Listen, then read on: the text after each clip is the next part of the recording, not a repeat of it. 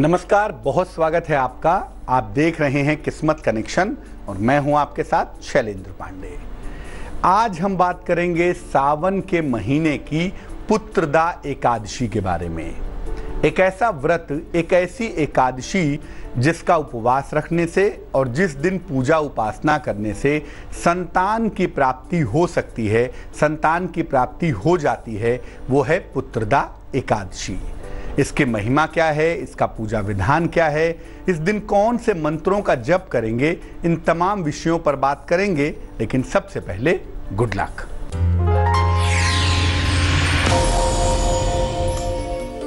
सबसे पहली बात यह है कि भैया दुखी मन से भोजन मत खाइए और मत खिलाइए। आप दुखी हैं, भोजन करेंगे तो भी नुकसान होगा, और आप दुखी हैं, किसी को भोजन परस रहे हैं, किसी को भोजन खिला रहे हैं, तो जो खाएगा उसे भी नुकसान होगा। तो बेहतर है कि जब मन दुखी हो या मन परेशान हो तो ना तो भोजन करिए ना तो भोजन कराइए। सबसे पहले जानते हैं कि एकादशी का व्रत इतना महत्वपूर्ण क्यों है और पुत्रदा एकादशी का महत्व दरअसल क्या है। देखिए, बड़े सारे व्रत रखे जाते हैं। अगर हम हिंदू परंपरा की बात करें, उसमें सर्वाधिक जो महत्वपूर्ण व्रत है वो एकादशी का है। एकादशी का जो व्रत है ये सीधे तौर पे मन और शरीर दोनों को प्रभावित करता है। बाकी व्रत शरीर को प्रभावित करते होंगे, लेकिन एकादशी मन और शरीर दोनों को प्रभावित करती है।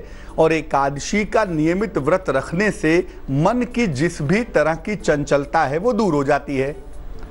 धन और आरोग्य की प्राप्ति होती है। फाइनेंशियली, सेहत के हिसाब से आप बेहतर होते हैं। हार्मोन की समस्या ठीक होती है और मानसिक बीमारियां, जिसको मनोरोग कहते हैं, वो भी निश्चित रूप से दूर होते हैं। पुत्रदा एकादशी का जो व्रत है ये संतान की प्राप्ति के लिए और संतान की समस्याओं के निवारण के लिए किया जाने वाला व्रत है।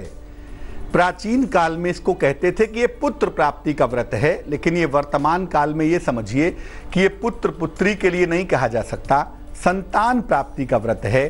संतान की प्राप्ति नहीं हो पा रही है तो भी इसमें लाभ होगा, और संतान है और संतान की तरफ से कोई दिक्कत है, संतान की कोई समस्या है, तो उस चिंता का निवारण भी इस व्रत से हो जाएगा। इस बार सावन की जो पुत्रदा एकादशी है वो 3 अगस्त को है। 3 अगस्त को आप व्रत उपवास रखकर इस व्रत का पालन कर सकते हैं। पुत्रदा एकादशी पर हमारी चर्चा जारी है, लेकिन फिलहाल मेष, वृष और मिथुन राशि का राशिफल।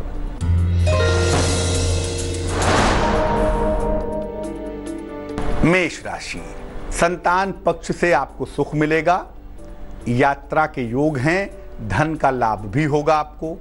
शुभ रंग गुलाबी होगा और भाग्य होगा 40%।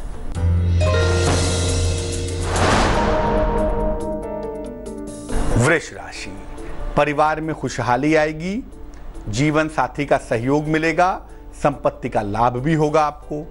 शुभ रंग बैगनी और भाग्य होगा 98%।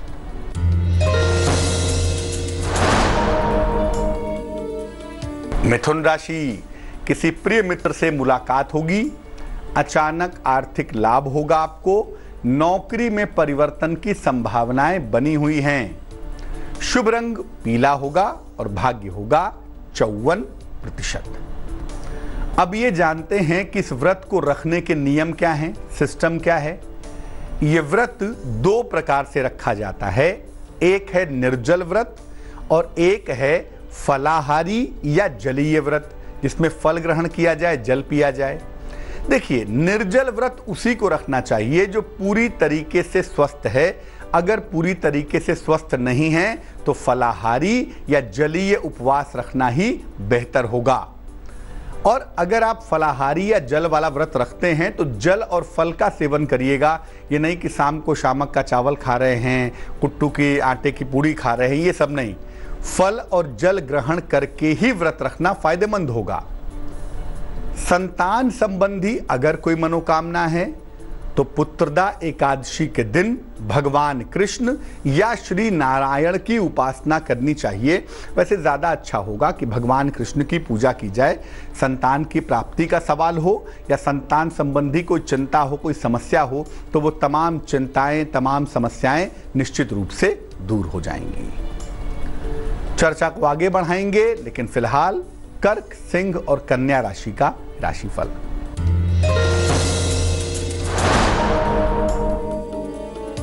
कर्क राशि, धन का लाभ होगा, स्वास्थ्य आपका अच्छा रहेगा, हो सकता है कहीं घूमने जाएं। शुभ रंग आसमानी और भाग्य होगा 76%।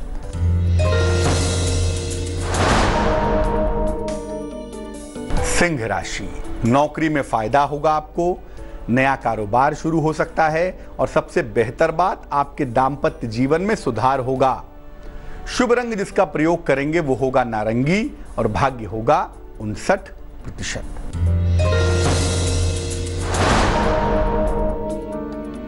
कन्या राशि, धन के नुकसान से बचाव करें, वाणी पर नियंत्रण बनाए रखें, सेहत का भी बहुत ख्याल रखें। शुभ रंग जिसका इस्तेमाल करेंगे वो होगा हरा और भाग्य होगा 90%। बात करेंगे सावन की पुत्रदा एकादशी के पूजा विधान की और कुछ चमत्कारी मंत्रों की, लेकिन फिलहाल आपका सवाल। मंजरी ने हमें मेल लिखा है, मुंबई से लिखती हैं, 26 जनवरी 1984 1984 का जन्म है, दोपहर में 1:40, जन्म का स्थान है मुंबई। मंजरी लिख रही हैं कि वैवाहिक जीवन में बहुत सारी दिक्कतें हैं, बहुत सारे झगड़े लड़ाई है, बहुत सारा तनाव है, जिसकी वजह से स्वास्थ्य खराब हो रहा है। तो क्या उपाय करें जिससे वैवाहिक जीवन बेहतर हो जाए। मंजरी, मुश्किल केवल आपके पति की कुंडली में है ऐसा मैं नहीं कहूँगा, दोनों के जन्मांग में ही समस्या है और दोनों की कुंडलियों में चूंकि फायर की मात्रा बहुत ज़्यादा है तो दोनों में एग्रेशन बहुत ज़्यादा है, गुस्सा बहुत ज़्यादा है, इसका आपको ध्यान रखना होगा, पहली बात। दूसरी बात यह है कि आपको छोटे छोटे 2 उपाय करने चाहिए, इनको करने से जरा फायर बैलेंस होगा और वैवाहिक जीवन ठीक हो जाएगा। एक ओपल नाम का रत्न, वजन में 12 से 14 रत्ती, चांदी की अंगूठी में, सीधे हाथ की तर्जनी उंगली में, शुक्रवार की शाम को आप धारण कर लें और रोज सुबह 108 बार नमः शिवाय का जप करेंगी भगवान शिव के सामने बैठकर।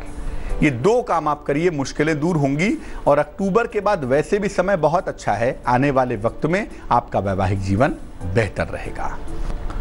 अब ये जानते हैं कि संतान की कामना के लिए संतान की प्राप्ति नहीं हो पा रही है या संतान संबंधी कोई समस्या है, तो पुत्रदा एकादशी पर क्या करेंगे। सुबह सुबह माने 12 बजे के पहले पति पत्नी संयुक्त रूप से एक साथ भगवान कृष्ण की उपासना करेंगे।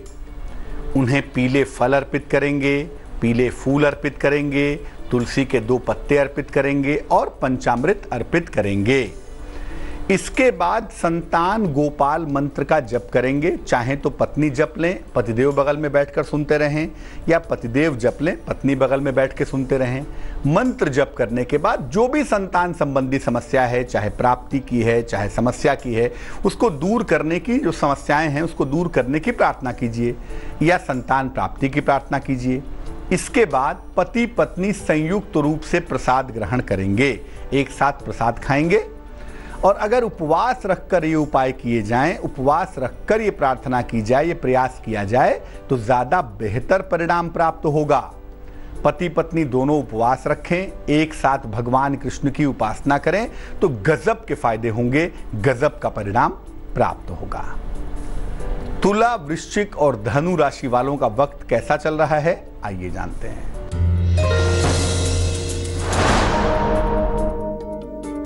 तुला राशि, संतान प्राप्ति के योग हैं, मान सम्मान मिलता हुआ दिख रहा है, प्रेम संबंध भी अवश्य ही शुरू होंगे।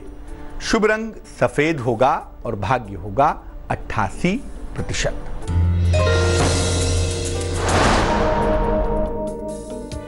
वृश्चिक राशि, रुका हुआ धन आपको प्राप्त होगा, जीवन साथी के साथ तालमेल पर आपको ध्यान देना है, वाहन खरीदें तो ज्यादा बेहतर रहेगा। शुभ रंग लाल है और भाग्य है 74%।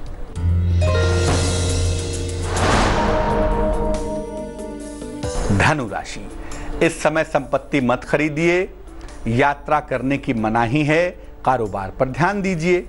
शुभ रंग बसंती और भाग्य होगा 50%। अब आपको बताते हैं कुछ विशेष मंत्रों के बारे में जिसका जप अगर किया जाए पुत्रदा एकादशी के दिन तो संतान की प्राप्ति अवश्य हो जाती है। पहला मंत्र संतान गोपाल मंत्र है। मंत्र देखिए स्क्रीन पर। ओम क्लीं देवकी सुत गोविंद वासुदेव जगतपते देहि मे तनयम कृष्ण त्वामहम शरणम गता। फिर से नोट करें। ओम क्लीं देवकी सुत गोविंद वासुदेव जगतपते देहि मे तनयम कृष्ण त्वामहम शरणम गता। और दूसरा मंत्र है भगवान कृष्ण का, बड़ा सरल मंत्र है, बड़ा कारगर है, अनुभूत मंत्र है संतान प्राप्ति के लिए, और वो मंत्र है ओम क्लीं कृष्णाय नमः। ओम क्लीं कृष्णाय नमः। किसी भी मंत्र का जप करेंगे, तुलसी या चंदन की माला से जपेंगे, भगवान कृष्ण के सामने बैठकर जपेंगे, और मंत्र जप करते समय भगवान कृष्ण का स्मरण जरूर कर लेंगे। इन दोनों में से कोई भी मंत्र पुत्रदा एकादशी पर पति या पत्नी जपें, और साथ में कोई भी बैठा रहे। पति जपें तो पत्नी बैठी रहेगी, और पत्नी जप रही है तो पति बैठे रहेंगे। मंत्र का जप तुलसी या चंदन की माला से किया जाएगा, और ये जप करने के बाद अगर आप प्रार्थना करें तो संतान प्राप्ति बहुत सरलता से होगी, बहुत आसानी से होगी। मकर, कुंभ और मीन राशि वालों का वक्त कैसा है, आइए जानते हैं।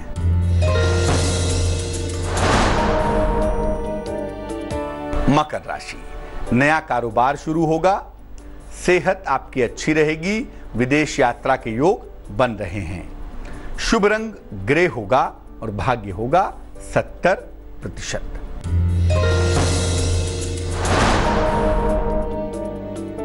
कुंभ राशि, नौकरी में परिवर्तन ना करें, वाणी पर नियंत्रण बनाए रखें तो बहुत अच्छा रहेगा। उपहार और सम्मान का लाभ मिलता हुआ भी दिख रहा है। शुभ रंग भूरा है और भाग्य है 54%।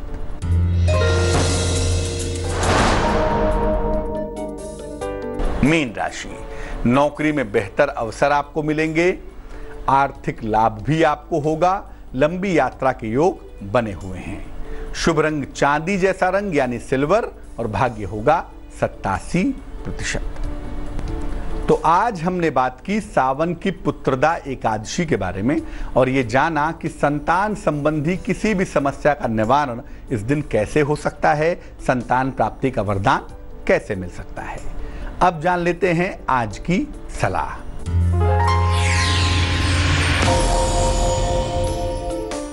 अगर आपका संबंध, आपका तालमेल भाई बहनों से खराब हो रहा हो तो क्या करेंगे? पूजा के स्थान पे लाल कपड़े में लपेटकर 2-4 तांबे के सिक्के रख दीजिए, और रोज लाल फूल, चाहे गुलाब का हो चाहे गुड़हल का हो, पूजा स्थान पे अर्पित कीजिए और प्रार्थना कीजिए कि आपका संबंध आपके भाई बहनों के साथ बेहतर हो जाए। निश्चित लाभ होगा, 1 से सवा महीने के अंदर स्थितियों में सुधार होगा। तो आज के लिए किस्मत कनेक्शन में बस इतना ही। मुझे दीजिए इजाजत, फिर हाजिर होंगे किसी नए विषय के साथ, आपकी समस्याओं के समाधान के साथ। आगे देखिए रिश्तों की कहानी संजय सिन्हा के साथ।